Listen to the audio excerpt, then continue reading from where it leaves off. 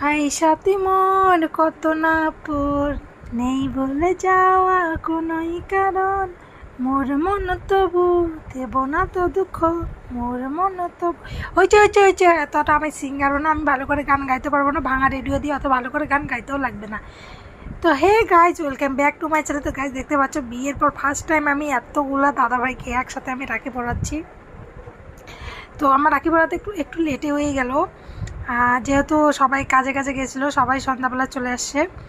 তো সন্ধ্যাবেলা একসাথে সবাইকে পড়িয়ে দিয়েছি, এক এক করে পড়াচ্ছে, সন্ধ্যাবেলা একসাথে পড়াই ভালো। তো দেখো প্রথমে আমি আমার ভাইকে পড়ালাম, পড়ানোর পর আমার মামাতো ভাই, কাকাতো ভাই, জ্যাঠাতো ভাই, পিসাতো ভাই, মাসিতো ভাই, সবাই এক লাইনে সবাই বসে আছে, মানে এই দিক থেকে এদিকে রাউন্ড করে বসে আছে। তো সবাইকে আমি এক এক করে রাখি পড়াবো। তো সবাইকে আমি এক এক করে রাখি পড়াই নিই, তারপর তোমাদের সাথে কিছু আমাদের কথোপকথন তোমাদের সাথে শেয়ার করবো, যে আমরা রাখি পড়ার সময় কত হাসাহাসি